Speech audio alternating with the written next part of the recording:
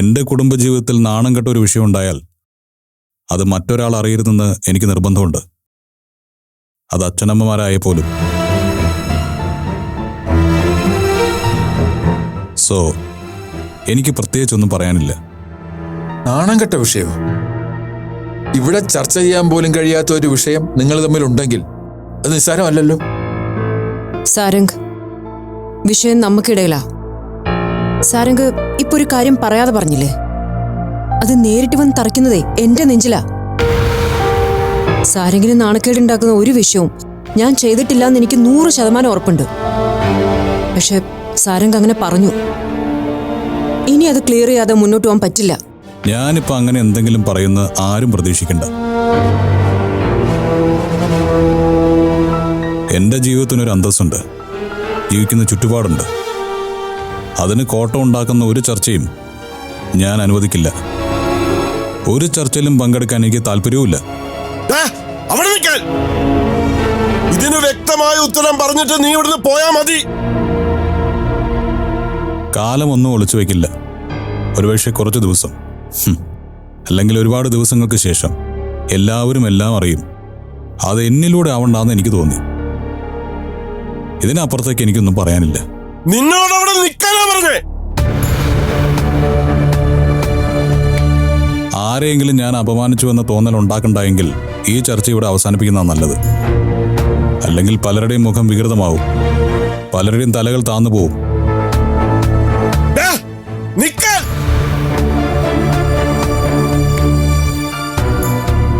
ജഗന്നാഥ, ഇപ്പൊ ഒരു കാര്യം എനിക്ക് മനസ്സിലായി. കുറച്ചു നേരത്തേക്കെങ്കിലും എൻ്റെ മോളെ സംശയിച്ചു പോയതിൽ എനിക്ക് കുറ്റബോധമുണ്ട്.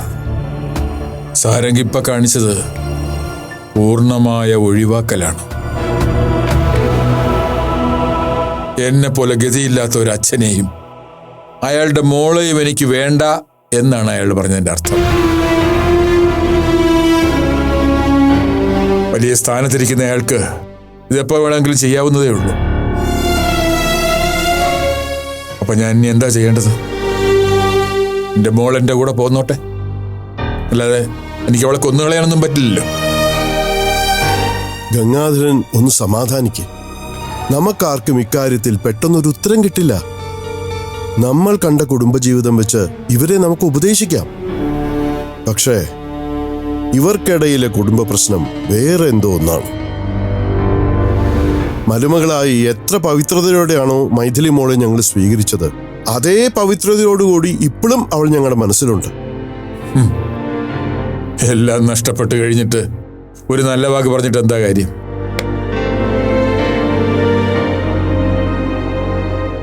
അച്ഛൻ വീണ്ടും തോറ്റു പോവാണല്ലോടി മോളെ.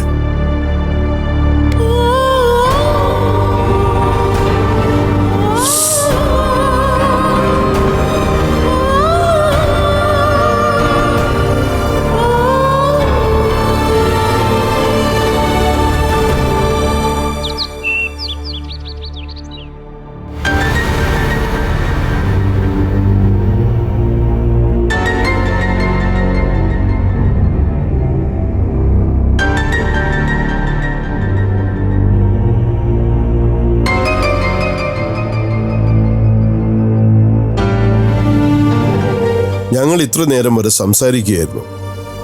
നമ്മളെപ്പോഴും വഴിമാറി കൊടുക്കേണ്ടത് തലമുറകൾക്കാണല്ലോ. നിങ്ങൾ മുതിർന്നപ്പോൾ ഞങ്ങൾ നിങ്ങൾക്ക് വഴിമാറി തന്നു. നിങ്ങളുടെ കുട്ടികൾ മുതിരുമ്പോൾ നിങ്ങൾ അവർക്ക് വഴിമാറി കൊടുക്കണം. അതാണ് ലോകത്തിന്റെ ഒരു രീതി. കുഞ്ഞുങ്ങൾ ഒരു തെറ്റും ചെയ്തിട്ടില്ല. നിങ്ങൾ തമ്മിലുള്ള ഒരു തർക്കവും അവരെ ബാധിക്കാനും പാടില്ല. അതുകൊണ്ട് നിങ്ങൾ രണ്ടുപേരും കുഞ്ഞുങ്ങളുടെ ഒപ്പം ഈ വീട്ടിൽ തന്നെ ഉണ്ടാവണം. മൈഥിലിയെ കൊണ്ടുപോകാനുള്ള ഗംഗാധരന്റെ തീരുമാനം ഞാൻ മാറ്റിവെപ്പിച്ചതാ. ഇക്കാര്യത്തിൽ നിനക്കെന്തെങ്കിലും എതിരഭിപ്രായമുണ്ടോ സാരംഗേ? ഇല്ല. യാമിക്ക് യദുവിനും ഒന്നും നഷ്ടപ്പെടാൻ പാടില്ല. എൻ്റെ മക്കൾക്ക് എല്ലാവരിൽ നിന്നും സ്നേഹം കിട്ടണം. ഇപ്പൊ സാരംഗ് ഒരു അച്ഛനെ പോലെ ചിന്തിച്ചു തുടങ്ങി. ഞാനും ഒരു അച്ഛനാ സാരംഗേ. എൻ്റെ മകൾക്കും സ്വസ്ഥതയും സ്നേഹവും ഒക്കെ മറ്റുള്ളവരിൽ നിന്ന് കിട്ടണമെന്ന് എനിക്ക് ആഗ്രഹം ഉണ്ടാവില്ലേ? അച്ഛാ, ഇനി ഇതുപോലത്തെ കാര്യങ്ങളൊന്നും സംസാരിക്കണ്ട. എന്തിനാ വെറുതെ സാരംഗിനെ ഇറിറ്റേറ്റ് ചെയ്യുന്നത്? എനിക്കെന്തായാലും മക്കളെ വിട്ടുപിരിഞ്ഞ് വേറെ സ്ഥലത്തേക്ക് പോകാൻ പറ്റില്ല. അവരില്ലാതെ ജീവിക്കാനും പറ്റില്ല. അപ്പോ തൽക്കാലം കാര്യങ്ങൾ നമുക്ക് അങ്ങനെ തീരുമാനിക്കാം. സാരംഗേ, ഇത് അച്ഛനമ്മമാരുടെ ഒരു അപേക്ഷയാണ്. നിനക്ക് മാത്രം അറിയാവുന്ന, നീ മാത്രം മനസ്സിൽ സൂക്ഷിക്കുന്ന ഒരു കാര്യത്തിന്റെ പേരില് നിന്റെ കുടുംബത്തില് വലിയൊരു വിള്ളൽ വീണിരിക്കുകയാണ്. അത് പരിഹരിക്കാൻ നിനക്ക് മാത്രമേ പറ്റൂ. എന്നെങ്കിലും ഒരിക്കലും അത് പരിഹരിക്കാവുന്നല്ല. എത്രയും പെട്ടെന്ന് അത് പരിഹരിക്കാനാണ് നീ ശ്രമിക്കേണ്ടത്.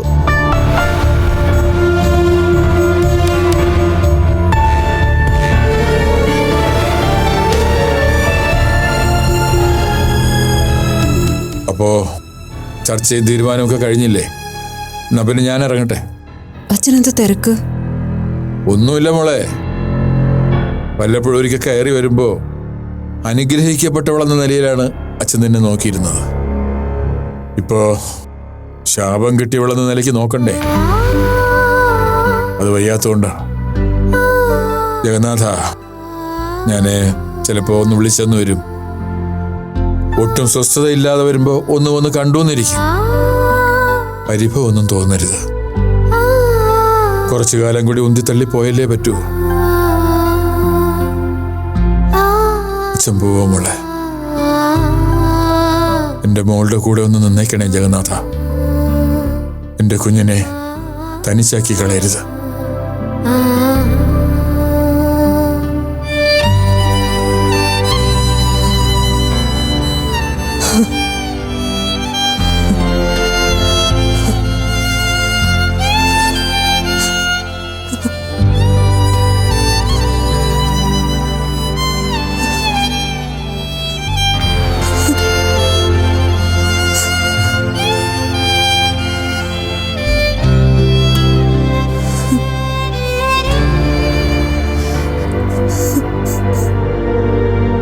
വീടാകെ നാശമായിട്ട് കിടക്കുകയാണല്ലോ.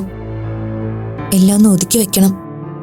അത് വേണ്ടത് തന്നെയാ എന്ന് കരുതി താനിപ്പോ എഴുന്നേറ്റ് പോണ്ട. സ്വയം വരുത്തിവെച്ച ഓരോ കുഴപ്പങ്ങള് ഇപ്പൊ ഓർക്കുമ്പോ അത് നിസാരമാ. പക്ഷേ എന്തെങ്കിലും സൈഡ് എഫക്ട്സ് ഉണ്ടായിരുന്നെങ്കിലോ? കാഴ്ചയോ സംസാരമോ അങ്ങനെ എന്തെങ്കിലും പ്രശ്നം ഉണ്ടായിരുന്നെങ്കിലോ? ഉണ്ടായിരുന്നെങ്കിൽ മിണ്ടാതിരുന്നോ അവിടെ? അതൊക്കെ കേട്ട് നിന്നപ്പോ എന്റെ അവസ്ഥ എന്തായിരുന്നെന്നറിയോ?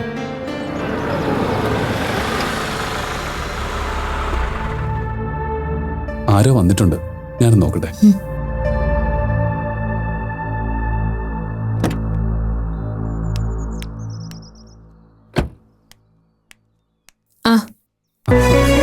പോന്നോളാൻ പറഞ്ഞോണ്ട് ഞങ്ങളിങ്ങി പോന്നു. It's okay. എവിടെയാ കക്ഷി? റൂമിലുണ്ട്, കംപ്ലീറ്റ്ലി ബെഡ് റെസ്റ്റ്. അതിന്റെ ഒന്നും ആവശ്യമില്ല. അവൾക്ക് അങ്ങനെ പ്രത്യേകിച്ച് കുഴപ്പമൊന്നുമില്ല. വാ.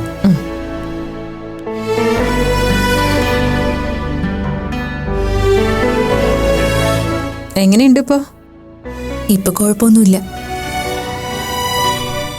ഞാൻ പറഞ്ഞിട്ടുണ്ടല്ലോ, ഭർത്താവും ഭാര്യയും കൂടി ഇനി ചെറിയ വഴക്ക് വല്ലതും ഉണ്ടായാ ഇങ്ങനൊരു പണി കാണിച്ചിട്ട് എന്നെ വിളിക്കുകയും വേണ്ട, എന്റെ ഹോസ്പിറ്റലിലേക്ക് വരുകയും വേണ്ട. അടുത്ത തവണ ഞങ്ങൾ വേറെ ഹോസ്പിറ്റലിൽ നോക്കിക്കോളാം, അല്ലേ രഞ്ജിത്ത്? അത് ശരി. അപ്പൊ താനിത് പതിവാക്കാൻ ഉദ്ദേശിച്ചിരിക്കുകയല്ലേ? എന്തായാലും ഞാനൊരു കാര്യം തീരുമാനിച്ചിട്ടുണ്ട്. ഇയാളോട് ഇനി തർക്കിക്കുന്ന പ്രശ്നമില്ല. പറയുന്നതൊക്കെ അങ്ങ് സമ്മതിച്ചു കൊടുത്താ പ്രശ്നം അങ്ങ് തീരുമല്ലോ. മരുന്നൊക്കെ കൃത്യമായിട്ട് കഴിക്കണം കേട്ടോ. മരുന്ന് മാത്രമല്ല, ഭക്ഷണവും. ഒരു എനർജി ലോസ് ഒക്കെ ഉണ്ടാവും. അത് ഭക്ഷണത്തിലൂടെ ബാലൻസ് ചെയ്യുന്നതാവും നല്ലത്. മൈഥിലിരിക്കെ, ഞാനൊരു ചായ ഇടാം. എന്തായാലും വേണം. നല്ല കടുപ്പത്തിലായിക്കോട്ടെ. ചെറിയൊരു തലവേദന, അതങ്ങോട്ട് പോട്ടെ.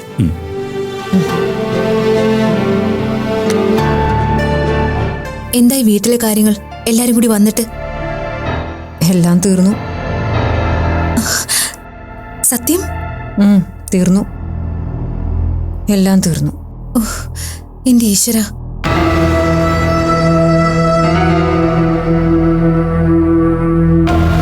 അല്ല, അയാള് പറഞ്ഞത് ശരിയല്ലേ? എന്താ, കുട്ടികൾക്ക് വേണ്ടി ജീവിക്കണമെന്ന് പറഞ്ഞാൽ ജീവിക്കണം. അവരുടെ ഭാവി നോക്കട്ടെ.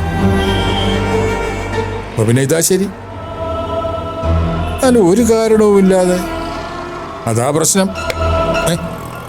ഇതാണ് പ്രശ്നം. ഇടയിൽ കയറാൻ ആളുണ്ട്. അത് തന്നെയാണ് പ്രശ്നം. അത് തന്നെയാണ് പ്രശ്നം. ഒരു സംശയവുമില്ല.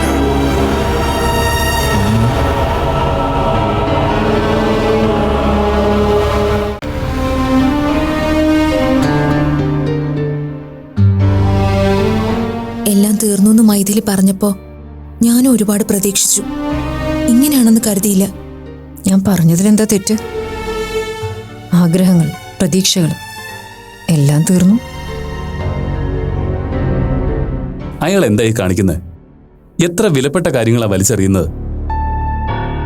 ഈ മോശ സമയം എന്നൊക്കെ പറയാറില്ലേ, അതുപോലെ എന്തെങ്കിലുമൊക്കെ ആയിരിക്കും സാരംഗിന്. അല്ലാതെ തന്നെപ്പോലെ ഒരാളോട് എന്നേക്കുമായി പിരിയാന്നൊക്കെ പറഞ്ഞാ. അയാളോടൊരു മിനിമം ബഹുമാനം ബാക്കിയുണ്ടായിരുന്നു, അതും കഴിഞ്ഞു. നിങ്ങൾ പഴയ കൂട്ടുകാരാ. കോളേജ് ജീവിതം ഒരുപാട് കാലം ഒന്നിച്ച് ഷെയർ ചെയ്തതാ.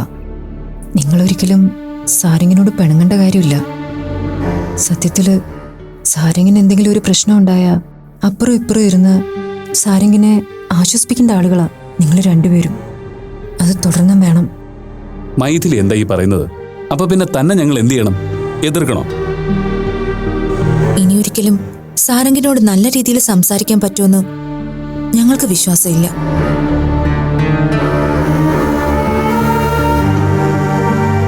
ചായ നന്നായിട്ടുണ്ട് രഞ്ജിത്ത്. എന്നാ പിന്നെ ഞാൻ ഇറങ്ങട്ടെ. ഇങ്ങോട്ട് ഹോസ്പിറ്റലിലേക്ക്. നമ്മുടെ സങ്കടങ്ങളും സന്തോഷങ്ങളും ഒക്കെ അവിടെയാണല്ലോ. മൈഥിലി, ഒരു ലാസ്റ്റ് ടോക്കായിട്ട് ആരെക്കൊണ്ടെങ്കിലും. ഇനി വേണ്ട അനാമിക. സാരംഗ് വളരെ മുമ്പ് തീരുമാനിച്ച് പ്രാക്ടിക്കലാക്കിയതാണെങ്കിലും ഇനിയിപ്പോ ഞാൻ ഈ തീരുമാനത്തെ വ്യക്തമായി ഉൾക്കൊണ്ടേ പറ്റൂ. ഞാനതിന് ശ്രമിക്കാം. ഇറങ്ങട്ടെ. ഹലോ അരുൺ, എന്താ? ഓ, അറിയുന്ന പേഷ്യൻ്റ് ആണോ? ശരി, ഞാനിപ്പോൾ വരാം. ഹോസ്പിറ്റലിൽ ഒരു എമർജൻസി ഉണ്ട്. എനിക്ക് അത്യാവശ്യമായിട്ടൊന്ന് പോകണം.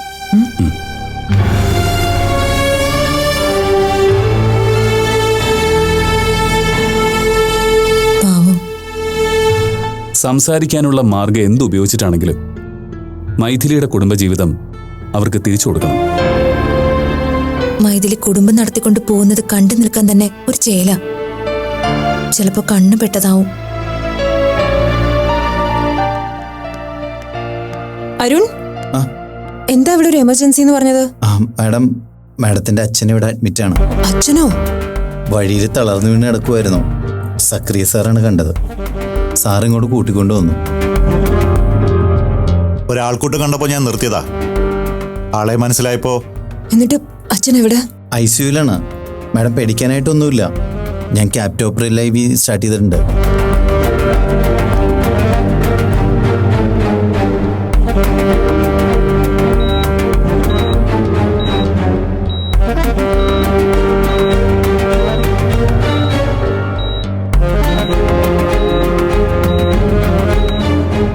അച്ഛനെന്താ പറ്റിയേ?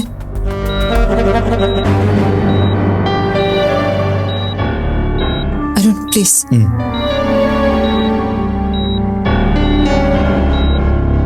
ഇറങ്ങിപ്പോരാൻ മനസ്സ് കാണിച്ച ആവേശം കാല് കാണിച്ചില്ല. പെട്ടെന്നൊരു തളർച്ച പോലെ തോന്നി. ആകെ ഒരു ഇരുട്ടായതുപോലെ. അല്ല, ഇരുട്ടായതുപോലെ എന്നെന്തിനാ പറയുന്നത്? ഇരുട്ട് തന്നെയാണല്ലോ. അച്ഛനിപ്പോ എന്തെങ്കിലും കുഴപ്പം തോന്നുന്നുണ്ടോ? നെഞ്ചുവേദനയോ ഛർദിക്കാൻ വരുന്ന പോലെയോ? ഇല്ല മോളെ, തീരാറായി എന്ന് തോന്നുന്നില്ല. കാഴ്ചകൾ ഇനിയും ബാക്കി വച്ചിട്ടുണ്ടെന്ന് തോന്നുന്നു.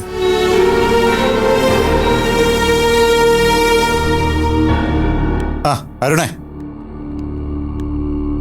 കാര്യങ്ങളാകെ കുഴപ്പത്തിലാണല്ലോടോ. ഈ നിലയ്ക്ക് പോയ തന്റെ മാഡത്തിന് വൈകാതെ ബാഡ് ന്യൂസ് മാത്രം കേൾക്കേണ്ടി വരുമല്ലോ. സാർ, മാഡത്തിന്റെ അച്ഛനെ ബോധമില്ലാണ്ട് വഴി കണ്ടെത്തിയപ്പോൾ കൂട്ടിക്കൊണ്ടുവന്നത് നല്ലൊരു ഡോക്ടറുടെ ഡ്യൂട്ടിയാണ്. കൂടെ വർക്ക് ചെയ്യുന്ന ഒരാളുടെ നല്ല മനസ്സുമാണ്. പക്ഷെ അതിൻ്റെ നന്മ സാറ് തന്നെ ഇല്ലാണ്ടാക്കരുത്. അറ്റ്ലീസ്റ്റ് എന്ത് കാര്യം ഇവിടെ പറയണമെന്നെങ്കിലും സാറിനെ പോലെ ഒരാൾക്ക് ബോധം വേണ്ടേ? താൻ ന്യായീകരിച്ചോളൂ. അതാണല്ലോ തന്റെ ജോലിയും ശീലവും. പക്ഷേ കോട്ടകളൊന്നും സുരക്ഷിതമല്ല. പൊളിഞ്ഞു തുടങ്ങി.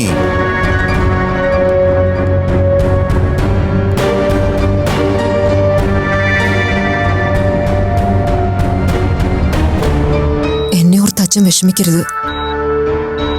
പിന്നെ ഞാൻ ജീവിക്കുന്നത് എന്തിനാ?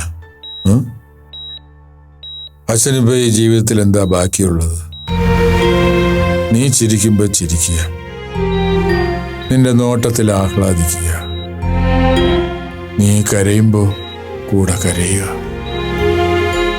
ഗംഗാധരന്റെ ജീവിതത്തിന് അങ്ങനെ ഒരു ചെറിയ വട്ടമേ ഉള്ളൂ. ഞാൻ ഇതിന്റെയൊക്കെ പേരില് വല്ലാതെ വിഷമിക്കുന്നുണ്ടെന്ന് അച്ഛന് തോന്നുന്നുണ്ടോ? ആശുപത്രി കിടക്കയിൽ കിടക്കുന്ന അച്ഛനോട് ഒരു മോക്ക് ഇതല്ലാതെ വേറെ എന്താ പറയാനുണ്ടാവുക? ഇതിപ്പോ എത്ര അടുത്തായതുകൊണ്ടല്ലേ ഞാൻ വീണത് നീ അറിഞ്ഞത്. അകലെ വല്ലതുമായിരുന്നെങ്കിൽ ഇത് നീ അറിയുകയില്ലായിരുന്നു. അക്കാര്യത്തിലെങ്കിലും ദൈവം എന്നെ പരീക്ഷിച്ചില്ല. അല്ലായിരുന്നെങ്കിൽ അച്ഛൻ കുറച്ച് റെസ്റ്റ് ചെയ്യ്.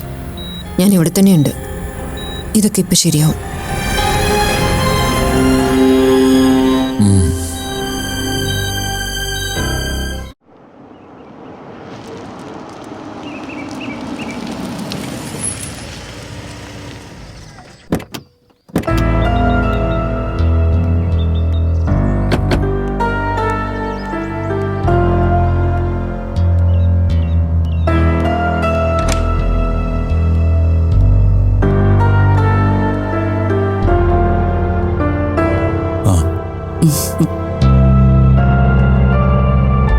കുട്ടിച്ചനെവിടെ?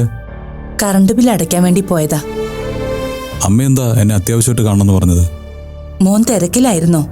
ബുദ്ധിമുട്ടായോ? ഏയ് ഇല്ല അമ്മേ. അമ്മ കാണണമെന്ന് പറഞ്ഞാ എന്ത് തിരക്കായാലും ഞാൻ വരുമല്ലോ. സേതുവിന്റെ സ്ഥാനമാണ് മോൻ എന്റെ മനസ്സില്. അറിയാം. സ്വാതന്ത്ര്യം കൂടുതൽ എടുക്കുകയാണെന്ന് തോന്നരുത്. എന്താ മൈഥിലിയുമായിട്ട്?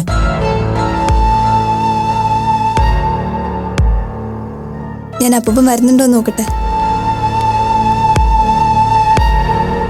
മുടക്കം കൂടാതെ ആഴ്ചയിൽ 1-2 വട്ടം മൈഥിലി ഇവിടെ വരാറുണ്ട്.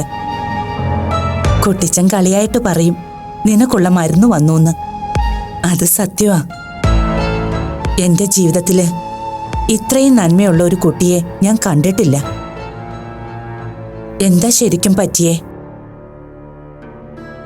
സോറി അമ്മേ. ചുറ്റിലുമുള്ളവരൊക്കെ ഈ ചോദ്യം തന്നെ എന്നോട് ചോദിച്ചുകൊണ്ടിരിക്കുക. എനിക്ക് മറുപടി പറയാൻ താല്പര്യമില്ല. മോനെ, കുട്ടിച്ചന്റെ കുടുംബം തകർന്നു പോയൊരു കുടുംബാ. അതിലേറ്റവും തകർന്നു പോയ ഒരാൾ ഉപദേശിക്കാൻ വരിക എന്ന് പറഞ്ഞാ അതത്ര നല്ലതല്ല. പക്ഷെ മൈഥിലി മോളുടെ കാര്യമായതുകൊണ്ട് എനിക്ക് പറയാതിരിക്കാൻ പറ്റില്ല. അവളെ വേദനിപ്പിക്കല്ലേ മോനെ. എന്തുണ്ടായാലും പറഞ്ഞു പരിഹരിച്ച് ഇതിനു മുൻപ് നിങ്ങൾ ജീവിച്ചതുപോലെ തന്നെ ജീവിക്കണം. അമ്മ അതിനെക്കുറിച്ച് ആലോചിച്ച് വിഷമിക്കരുത്. അത് അതിൻ്റെ വഴിക്ക് അങ്ങ് പോവും. ഒരുപക്ഷെ എൻ്റെ സ്ഥാനത്ത് സേതുവാണ് ഇങ്ങനെ ഒരു തീരുമാനം എടുത്തെന്ന് കരുത്. അമ്മ അവനെ അടുത്ത് വിളിച്ചിരുത്തി ചോദിക്കുമ്പോൾ ഇപ്പം ഞാൻ പറയുന്ന മറുപടി തന്നെ അവനും പറയുമായിരുന്നുള്ളൂ. അമ്മ കണ്ട ജീവിതവും ഞാൻ കണ്ടുകൊണ്ടിരിക്കുന്ന ജീവിതവും വ്യത്യാസമുണ്ട്. നാളെ എൻ്റെ ജീവിതവും എൻ്റെ മക്കളുടെ ജീവിതവും തമ്മിൽ അതേ വ്യത്യാസം ഉണ്ടാവും. അതുകൊണ്ടാണ് ചില ചോദ്യങ്ങൾക്ക് മറുപടി പറയാൻ പറ്റാതെ പോകുന്നത്. നല്ല ഉത്തരം. എന്റെ ചോദ്യത്തിനെ മോൻ ഭംഗിയായിട്ട് ഒഴിവാക്കി. പക്ഷേ അമ്മ കൈയെടുത്ത് തൊഴുത് നിന്നോട് പറയാ, അവളെ വേദനിപ്പിക്കരുത്. ഇന്ന് നീ എത്ര ഉയരത്തിലെത്തിയിട്ടുണ്ടെങ്കിലും അതിന്റെ ഒരു പങ്ക് അവളുടെ ഐശ്വര്യത്തിൻ്റെതാണ്. അത് മറക്കല്ലേ. ഇന്ന് മോൻ കാണുന്ന ചിരിക്കുന്ന മുഖങ്ങളൊക്കെ യഥാർത്ഥത്തിലുള്ള മുഖങ്ങളാണെന്ന് തെറ്റിദ്ധരിക്കണ്ട. നിനക്ക് അബദ്ധം പറ്റും.